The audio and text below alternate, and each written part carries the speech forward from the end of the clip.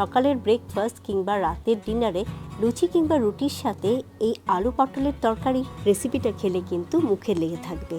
আর এই রেসিপিতে আমি একটা ইনগ্রিডিয়েন্টস দিয়েছি যার জন্য স্বাদটা আরও অসাধারণ হয়ে উঠেছে। তাই কোন জিনিসটা দেওয়ার জন্য তরকারিটা এত স্বাদ হলো তা জানতে পুরো ভিডিওটা কিন্তু দেখতে হবে। হ্যালো বন্ধুরা, আমি কাজরি, রোজ রান্নাঘরে তোমাদের সবাইকে স্বাগত।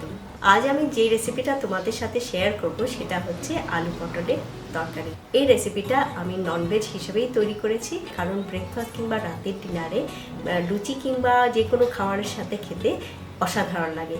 তাই আজ আমি তোমাদের সাথে এই রেসিপিটা শেয়ার করব। তাহলে চলো দেখে নিই কীভাবে রেসিপিটা তৈরি করছি। আলু পটলের তরকারি রান্নার জন্য আমি নিয়েছি এখানে 250 গ্রাম পটল। পটলগুলোর খোসা ছাড়িয়ে নিয়ে গোল গোল করে কেটে রেখেছিলাম আগে থেকেই।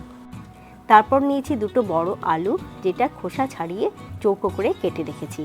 আর কাটা আলুগুলোকে আমি জলের মধ্যে ভিজিয়ে রেখেছি যাতে কালো হয়ে না যায়।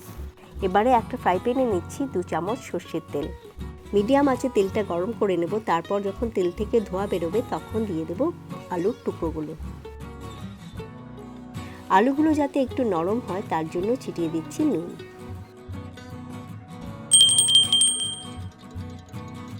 এভাবে আলুগুলোকে কিছুক্ষণ ভেজে নেব, যতক্ষণ পর্যন্ত না আলুগুলো হালকা বাদামি হয়ে আসছে।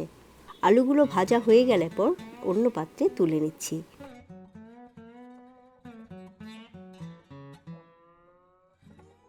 এবারে যে তেলটা রয়েছে তার মধ্যেই ভেজে নিচ্ছি পটলের টুকরোগুলো। আর দিচ্ছি 1 চামচ নুন স্বাদ অনুযায়ী, আর 1/2 চামচ হলুদ গুঁড়ো।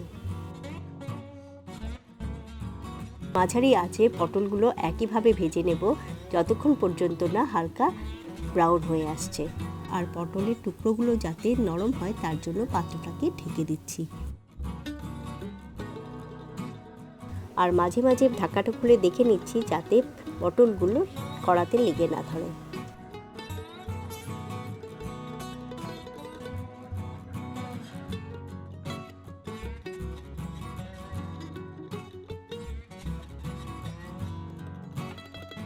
এক দু মিনিট লাগবে পটলগুলো নরম হতে। তারপর পটলগুলোকে কড়া থেকে তুলে নিয়ে অন্য পাত্রে রেখে দিচ্ছি।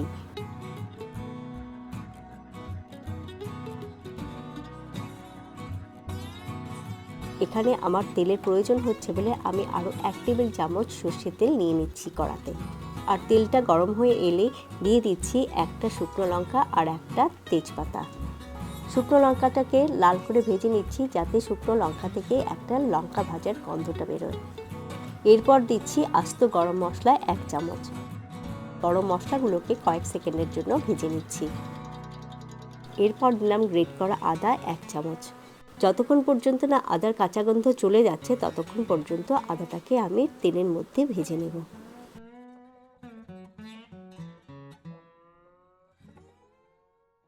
এবারে দিচ্ছি একটা বড় সাইজের পেঁয়াজের পেস্ট। পেঁয়াজটাকেও ভেজে নেব যতক্ষণ পর্যন্ত না পেঁয়াজের কালারটা চেঞ্জ হয়। পেঁয়াজটা যখন ভাজতে ভাজতে লাল হয়ে আসবে তারপর দিয়ে দেব একটা মাঝারি সাইজের টমেটোর পেস্ট।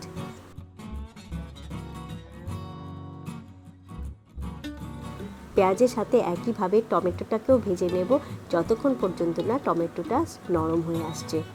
আর তার সাথে ছড়িয়ে দিচ্ছি একটু নুন। আরও 1 মিনিটের মতো মশলাগুলোকে ভেজে নিয়ে দিয়ে দেব ধনে গুঁড়ো 1 চামচ, হলুদ গুঁড়ো 1 চামচ আর শুকনো লঙ্কার গুঁড়ো 1 চামচ।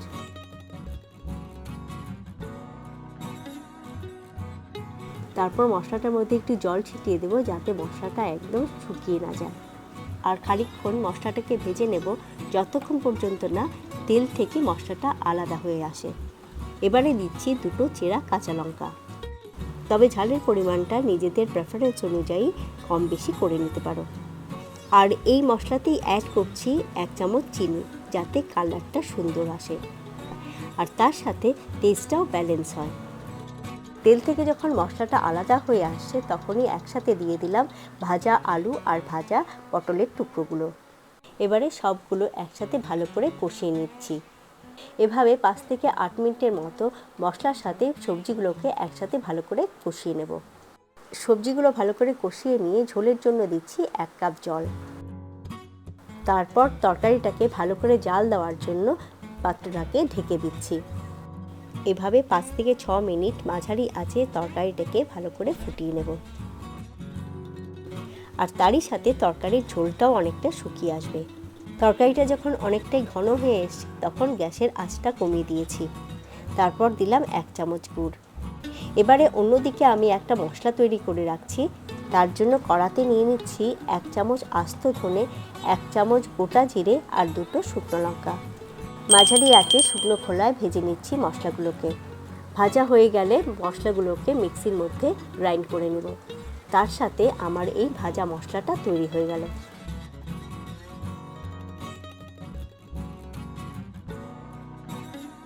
আর তারই 1 চামচ ভাজা মশলা আমি এই তরকারির মধ্যে দিয়ে দিচ্ছি। আর এতেই তরকারির টেস্টটা আরও দ্বিগুণ বেড়ে গেছে। আর সেই সঙ্গে তরকারির মধ্যে এত সুন্দর ভাজা মশলার গন্ধ উঠে এসছে। এবারে তরকারিটা অনেকটাই এঁটে এসছে, তাই দিয়ে দিচ্ছি 1 চামচ ঘি।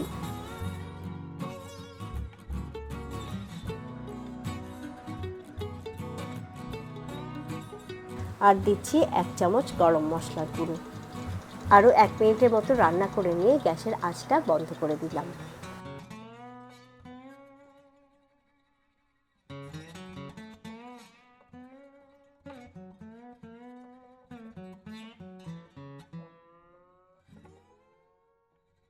আর পাত্রটা ঢেকে দিলাম যাতে তরকারির গন্ধটা ইনট্যাক্ট থাকে।